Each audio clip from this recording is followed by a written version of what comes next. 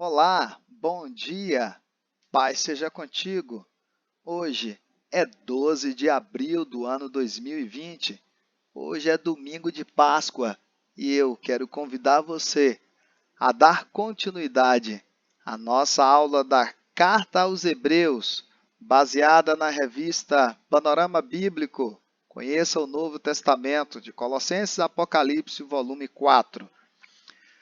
Eu sou o pastor Eliomar Paixão e você está no canal da Primeira Igreja Batista da Ilha das Flores, Vila Velha, Espírito Santo, em nossa escola bíblica dominical. Dando continuidade então à nossa aula, a esta maravilhosa carta, na semana passada nós paramos aqui no tópico 3, a superioridade de Cristo, onde vimos a superioridade da pessoa de Cristo, da sua obra e da sua vida. Hoje, então, nós vamos para o tópico 4, as exortações que nós encontramos na carta aos Hebreus. Vamos lá. A primeira exortação que nós temos para ver hoje está ali no capítulo 2, que é a exortação do autor para com aquela igreja contra a negligência. O princípio de que a negligência para com a revelação divina sofre sempre rigorosa disciplina deveria tornar aqueles leitores vigilantes contra a negligência da mensagem messiânica proclamada pelo Filho e comprovada por sinais. O que isso significa? O autor está tentando advertir aquelas pessoas, aqueles irmãos em Cristo, para que eles não negligenciassem a mensagem de Jesus, pois a mensagem de Jesus não poderia ser negligenciada como a mensagem trazida pelos profetas, a mensagem vinda de Deus, trazida pelos profetas para o povo de Israel, fora várias vezes negligenciada pelaquela geração. Portanto, agora o autor aos Hebreus, o autor desta carta, está dando essa advertência para a igreja. A segunda advertência é contra a desobediência. Os cristãos hebreus deveriam perseverar na confiança em Cristo, à luz do exemplo passado de Israel e do ministério da palavra de Deus, como disse anteriormente. No passado, a igreja, ainda não se tinha essa ideia de igreja, mas o povo de Israel fora um povo muito desobediente. Agora o autor de Hebreus está advertindo-os, exortando-os para que eles fossem obedientes, fazendo o contrário dos seus antepassados. A terceira exortação está ali no capítulo 5, é contra a imaturidade.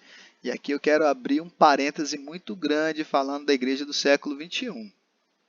A permanência deliberada da imaturidade espiritual pode levar os leitores a abrirem mão de Cristo e sofrerem disciplina espiritual, em vez do crescimento esperado no desfrute e na segurança da salvação. O que isso quer dizer? O autor estava tentando advertir aqueles irmãos quanto ao crescimento na fé. Ele estava advertindo que aqueles irmãos, e até ele usa até a expressão agindo como crianças, precisavam ainda de leite como crianças, porque ele percebia, seja lá quem foi o autor, que aqueles irmãos não estavam crescendo, eles não estavam amadurecendo no caminho do Senhor. E ele precisava, mais uma vez, falar de assunto doutrinário, mas assunto doutrinário, assuntos para principiantes. E parece que essas pessoas já tinham tempo na caminhada, e o autor está puxando a orelha deles para que eles cresçam. A igreja do século 21 sofre muito com isso, com a imaturidade cristã até hoje. Eu, particularmente, costumo até dizer que há nas igrejas muitos analfabetos cristãos. E deixa eu te explicar isso melhor para que eu não ofenda uma pessoa que não sabe ler e escrever. Você que não sabe ler e escrever é um analfabeto hoje, mas a culpa talvez não foi sua. A culpa foi da circunstância, você teve que ir trabalhar cedo na roça para ajudar no sustento da sua casa. Você desde criancinha já estava, né, ali montado no animal para ir com seu pai, com sua mãe para a lida. Você que viveu lá no interior e sofreu muito essas coisas. Não é de você que eu estou falando, não.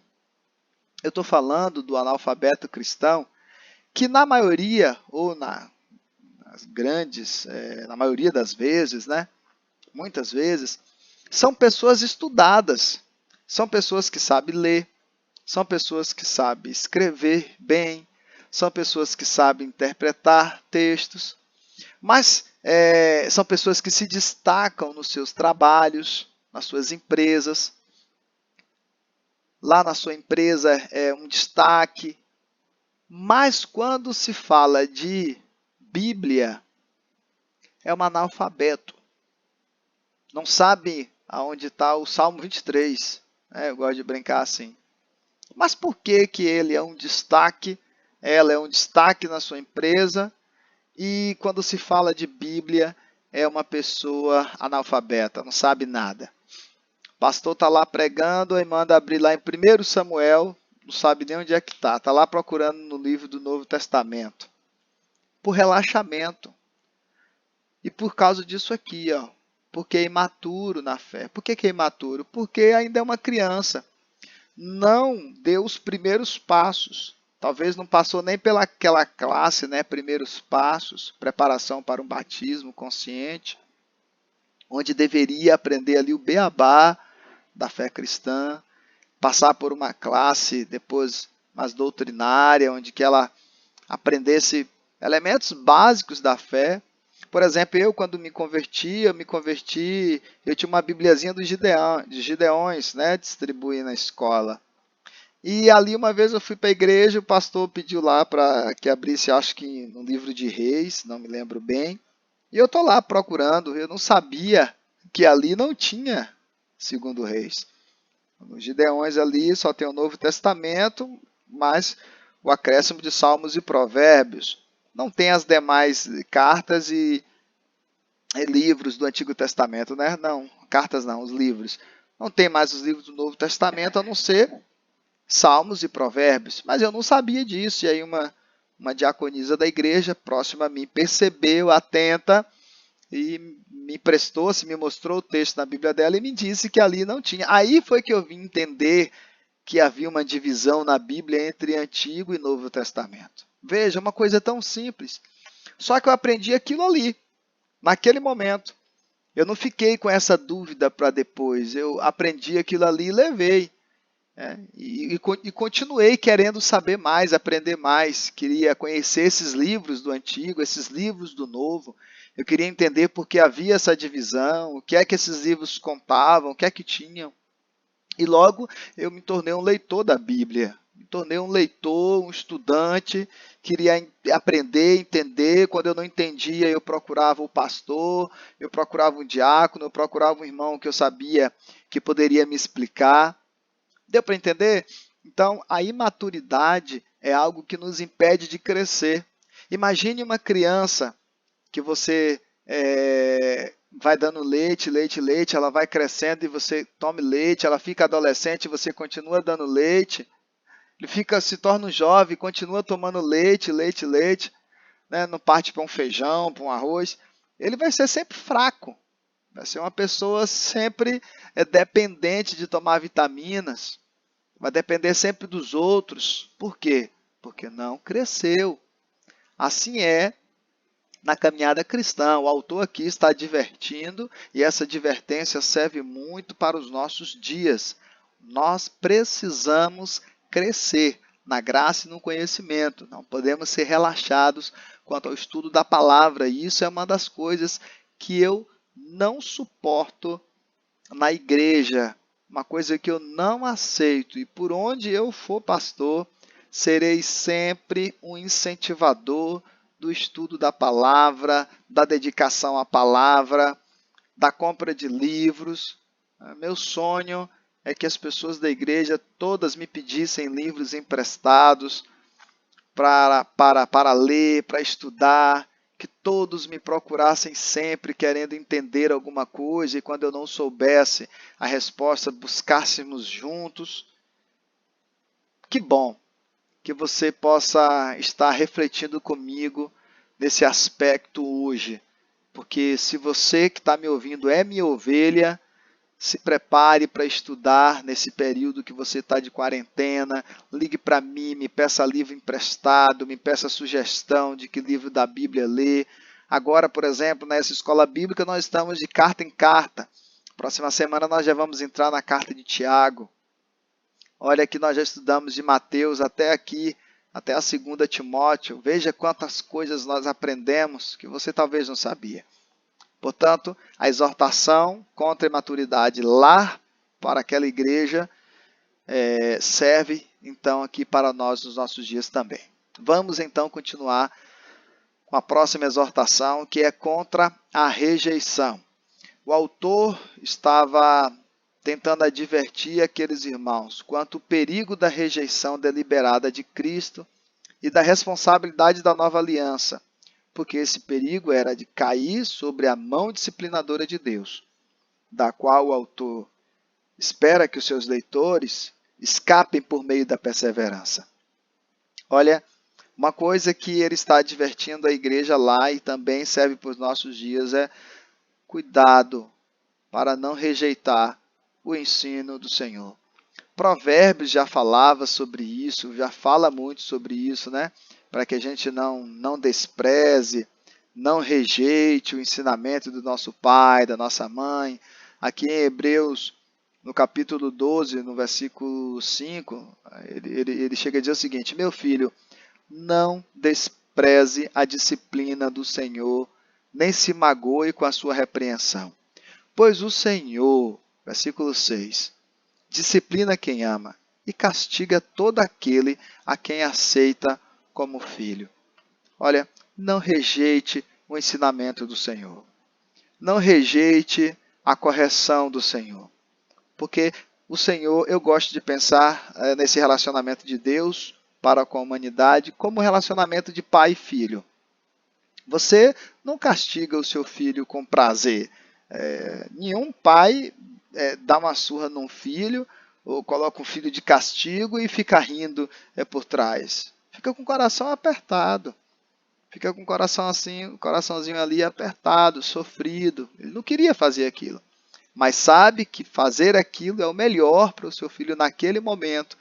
Talvez ele não compreenda, mas lá na frente ele vai compreender, né? Eu sou muito grato a todas as correções que tive dos meus pais, da minha avó, dos meus tios, cada puxão de orelha, até da minha professora lá, aquele método que hoje já não cabe mais, mas aquele método lá do beliscão, da palmatória, eu peguei o finalzinho desse método. Hoje ele já não cabe mais, porque hoje o ideal já é partir mais para o diálogo, o mundo já está mais formatizado, informatizado, globalizado, mas foi um método que atendeu e atendeu muito bem no passado. Portanto, não rejeite o ensinamento do Senhor. A quinta exortação é contra o desprezo. A compaixão e a vida impecável de Cristo são encorajamentos a que os crentes continuem a buscá-lo como fonte de auxílio. Ora, desprezar a palavra de Deus, desprezar a palavra de Cristo, o ensino de Cristo ali no primeiro momento, como o autor está defendendo, era uma furada. Por quê? Porque a compaixão de Jesus e a própria impecabilidade dele já encorajava as pessoas a continuar a buscá-lo como fonte de auxílio. Então, como desprezar o ensino ou uma pessoa como esta? Que a própria vida dela é um modelo, é um exemplo para mim. Então, ele está advertindo aos cristãos hebreus não desprezarem o Senhor. A sexta exortação era contra a acomodação. Vocês lerem ali o capítulo 10, você vai ver que ele está fazendo uma advertência, uma exortação para que aqueles irmãos não fossem pessoas acomodadas. A exortação apresentada pelo autor aqui é que os leitores considerem o próprio exemplo de perseverança de Jesus de forma a reagirem adequadamente aos desafios da fé. O autor aqui está estimulando o seu leitor a perseverarem, a permanecerem firmes, pois Jesus fez um sacrifício, definitivo para com a igreja.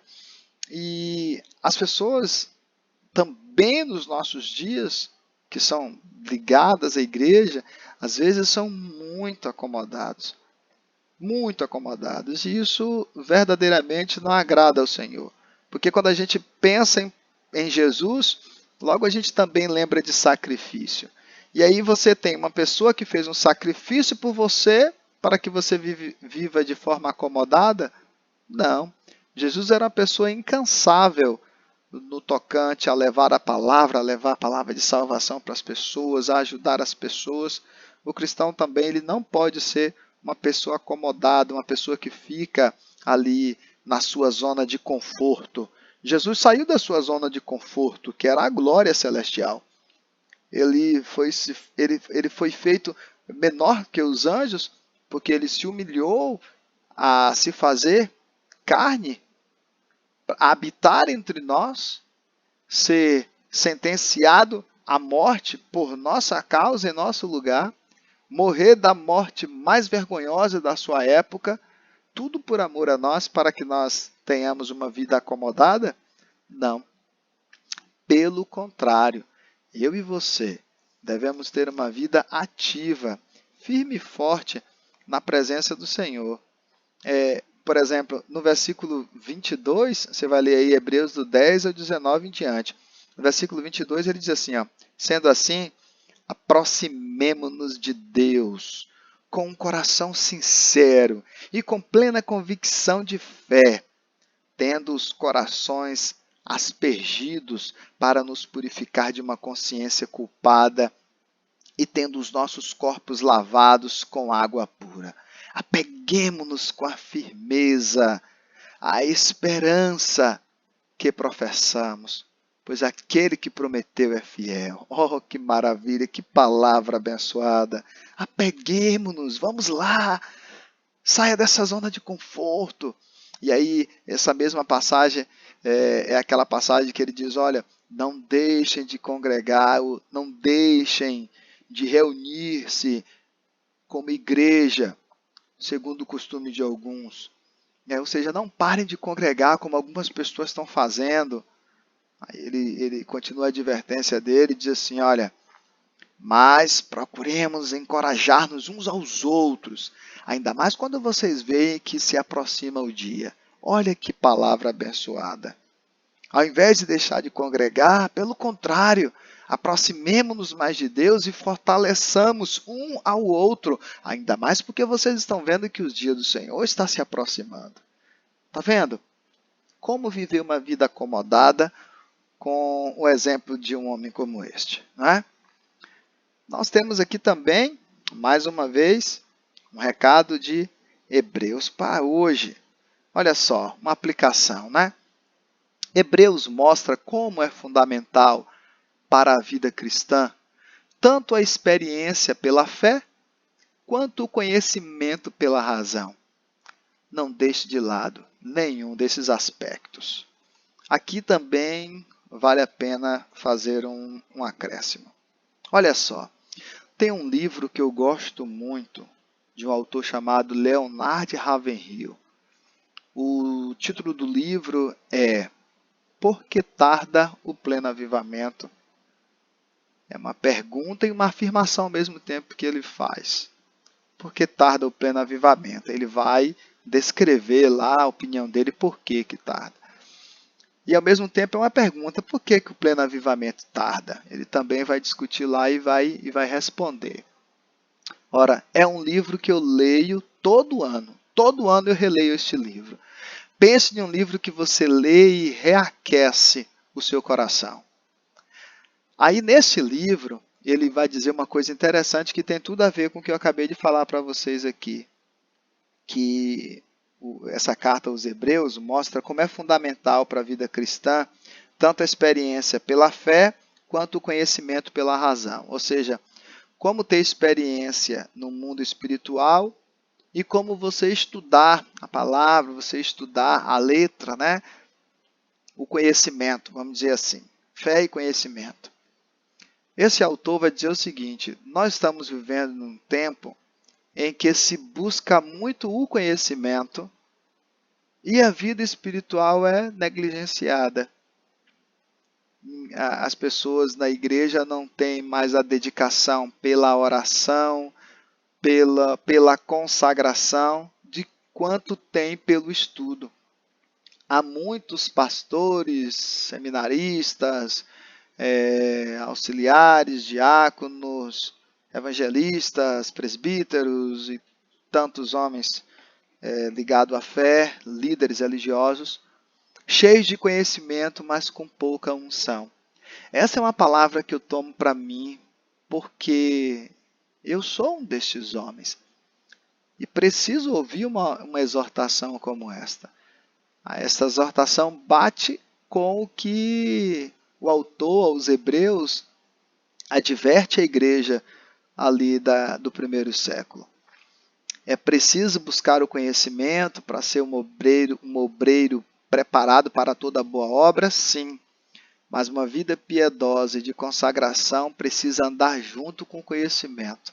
Não adianta nada um pastor cheio de conhecimento e sem unção para pregar essa palavra que ele conhece. Porque pregar, qualquer pessoa que faz um curso de oratória pode muito bem fazer. Mas esta palavra precisa sair dos lábios do pregador como uma tocha, como uma flecha chamegante, né? Fumegante, ao encontro dos corações necessitados. Esta é a observação que eu quero fazer e é um comprometimento que eu tenho buscado para mim dia após dia. Eu não quero ser só conhecedor de teologia. Eu quero ser um pregador da palavra de Deus.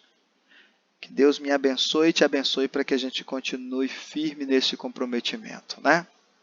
Bem, chega no capítulo 11, nós temos aqui o capítulo mais famoso, ou um dos mais famosos da Bíblia, mas o mais conhecido de Hebreus, que é o capítulo 11, onde nós nos deparamos com os famosos personagens aqui chamados de heróis da fé.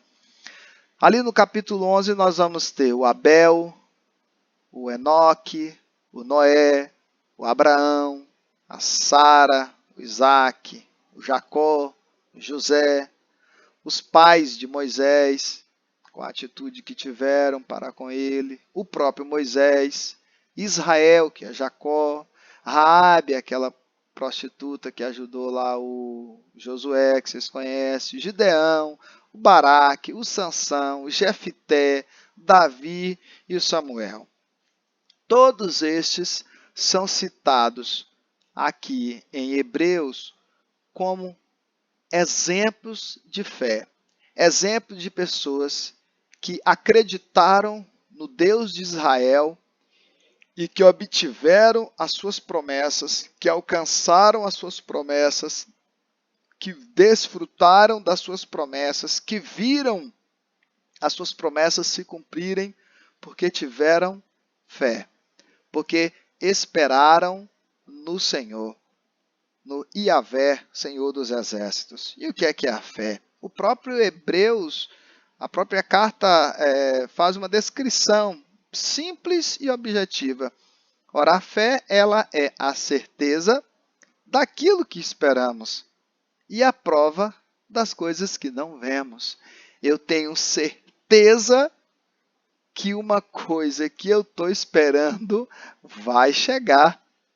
Eu tenho certeza do que eu não estou vendo existe. Em simples palavras, isso é fé. Então, esses aqui, profetas, na maioria deles, se tornaram heróis e, antes disso tudo, eram pessoas anônimas. Eram pessoas anônimas, todos aqui são considerados como heróis da fé. Alguns deles eram profetas, homens que eram usados como canais para pregar a palavra de Deus para as pessoas da sua época. Mas todos são exemplo de fé para o leitor da carta aos Hebreus e para mim e para você. Bem, uma aplicação de Hebreus também para nós é que, lendo Hebreus, o capítulo 12, do versículo 1 ao 3, aqui extraímos princípios para nossas vidas, tomando como referência a lista dos heróis da fé, citado no capítulo 11. Por quê? Porque se nós lermos o Hebreus, capítulo 12, do versículo 1 ao 3, nós vamos ver o seguinte, ó. Portanto, também nós, uma vez que estamos rodeados por tão grande nuvem de testemunhas, livremo-nos de tudo o que nos atrapalha e do pecado que nos envolve, e corramos com perseverança a corrida que nos é proposta, tendo os olhos fitos em Jesus, autor e consumador da nossa fé. Ele, pela alegria que lhe foi proposta, suportou a cruz, desprezando a vergonha, e assentou-se à direita do trono de Deus. Pensem bem naquele que suportou tal oposição dos pecadores contra si mesmo, para que vocês não se cansem nem desanimem. Para que palavra mais animadora do que essa? Para que princípio melhor do que esse para a nossa vida? Então, tomemos esses princípios como referência para a nossa vida, porque Jesus fez tudo isso por nós e nós precisamos dar uma resposta a esse sacrifício de Jesus. Bem, nós vamos então concluir esta lição. De que forma? Olha, há um autor chamado, o sobrenome dele é Scott, ele nos fornece uma bela conclusão dessa epístola aos Hebreus. Ele faz o seguinte comentário em seu livro Foco e Desenvolvimento do Novo Testamento. Ele diz o seguinte: no cristianismo, portanto, o mundo deve reconhecer a religião definitiva.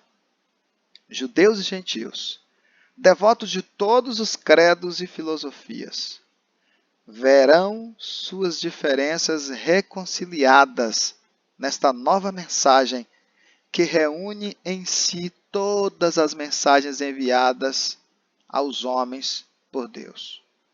Assim sendo, a epístola toma a forma de uma demonstração do valor absoluto do cristianismo.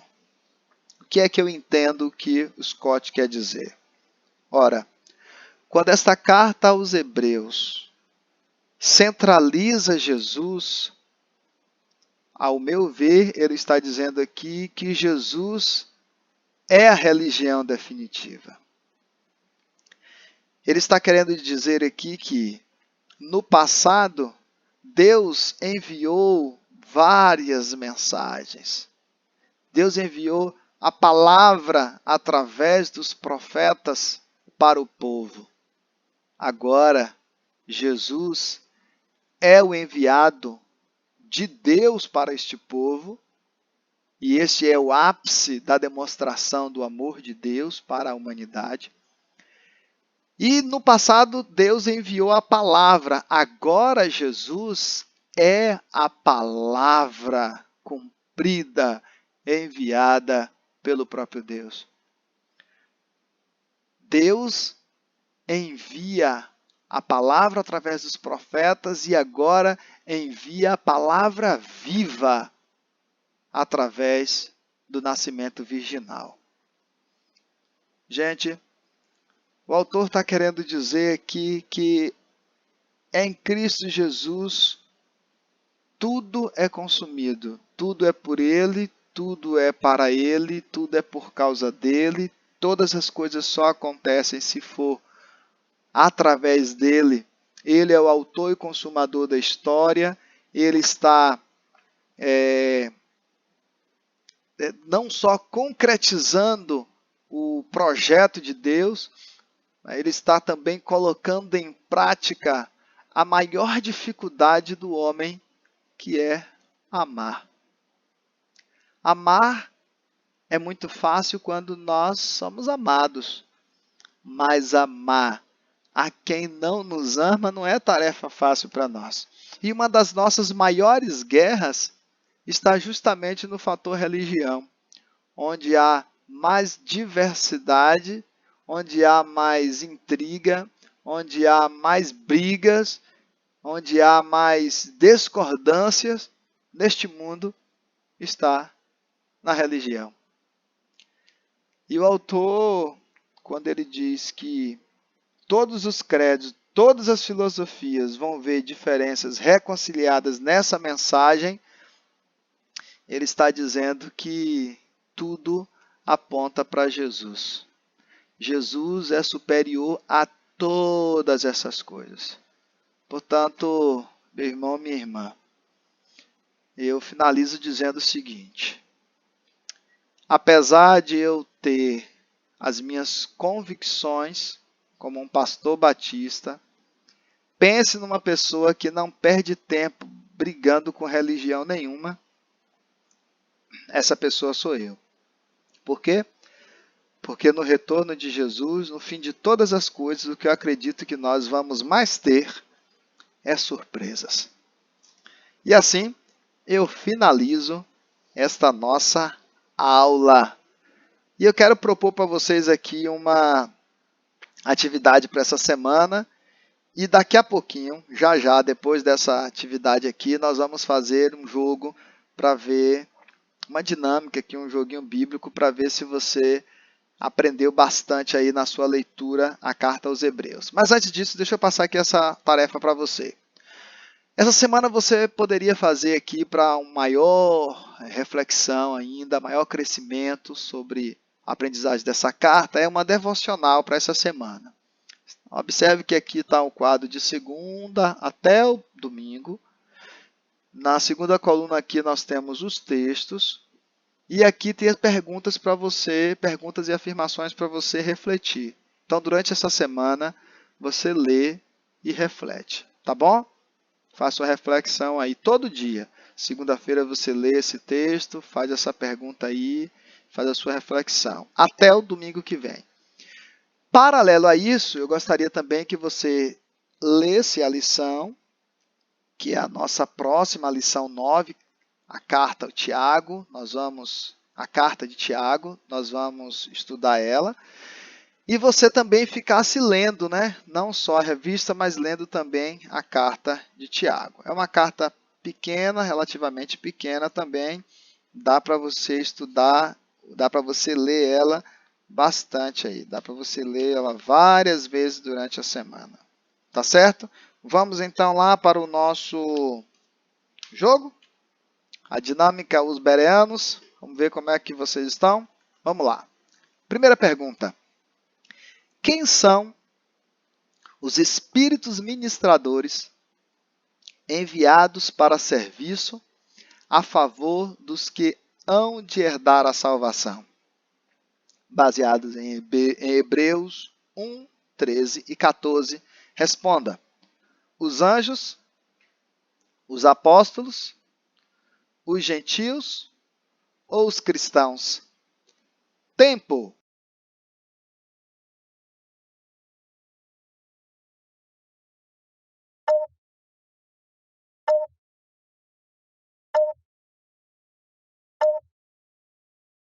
Os anjos. Pergunta número 2. No livro de Hebreus, quem é chamado de apóstolo e sumo sacerdote da nossa confissão? Paulo, Jesus, Pedro ou Lucas? no livro de Hebreus, quem é chamado de apóstolo e sumo sacerdote da nossa confissão? Vai lá em Hebreus 3:1 e você verá. Paulo, Jesus, Pedro ou Lucas? Tempo!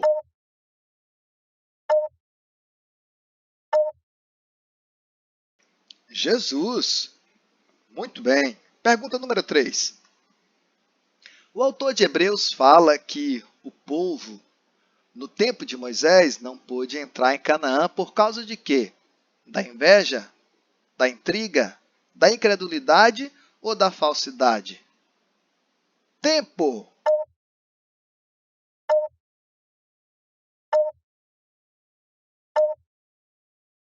Por causa da incredulidade. Pergunta número 4. Que coisa é mais cortante do que qualquer espada de 2 gumes e penetra até ao ponto de dividir alma e espírito, juntas e medulas, a lei, a palavra de Deus, o urim e o tumim ou a persuasão? Tempo!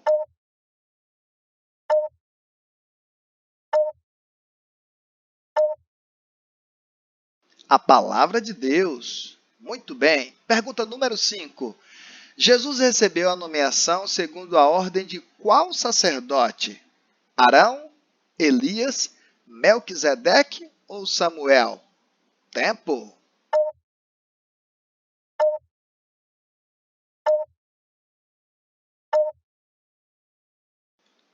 Melquisedeque. Muito bem. Pergunta número 6. Qual tribo de Israel tinha a ordem de recolher o dízimo do povo? Ruben, Judá, Levi ou Simeão? Tempo.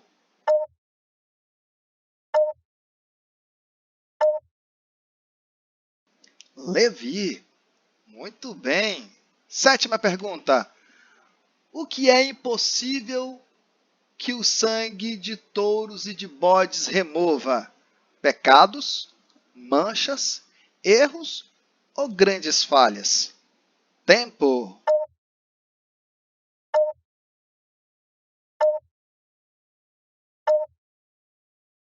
Pecados. Pergunta número 8. Quem é identificado em Hebreus como rei de Salém e rei de justiça? Abraão, Moisés, Melquisedeque ou Jesus? Tempo.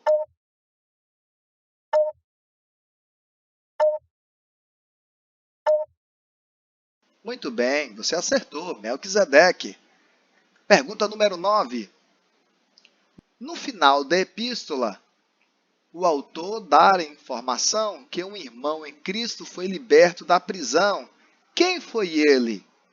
Timóteo, Lucas, Pedro ou Paulo? Tempo.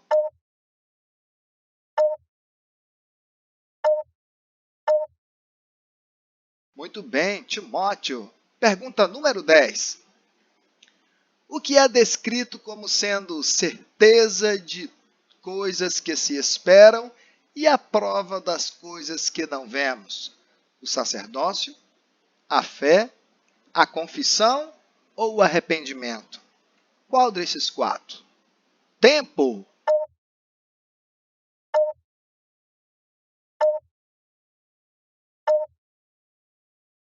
A fé. Muito bem, Hebreus 11:1, facinho. 11º, complete. Sem, papapá, é impossível agradar a Deus, porquanto é necessário que aquele que se aproxima de Deus, papapá, que ele existe. Qual dessas 4 alternativas aqui é que deve completar a afirmação acima? Obras e saiba, fé e obras, sangue, fale ou fé e creia? Pense e responda. Tempo.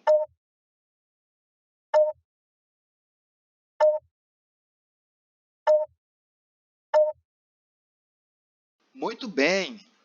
Fé. Ficaria então assim. Sem fé é impossível agradar a Deus, porquanto é necessário que aquele que se aproxima de Deus creia que ele existe. Você acertou, ou talvez você tenha errado aí. 11ª, o que Moisés considerou como riqueza maior que os tesouros do Egito? O opróbrio de Cristo? O Sinai? Canaã ou Jerusalém? Tempo!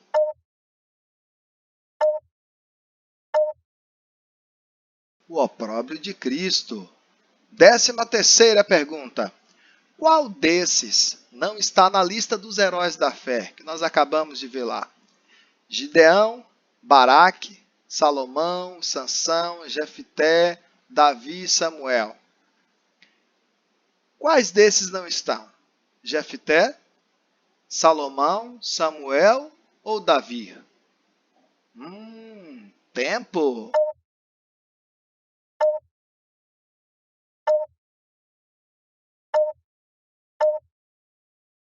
Salomão. Salomão não está lá. É só você ler que você vai ver. 14º. Ora, na vossa luta contra o pecado, ainda não tendes resistido até o fim, as lágrimas, o sofrimento ou o sangue? Tempo!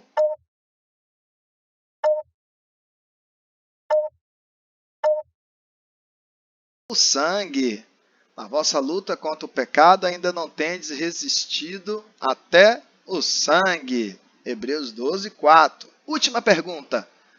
Não negligencies a hospitalidade, pois alguns praticando-a sem o saber acolheram o quê? Santos? Justos? Anjos ou amigos? Tempo!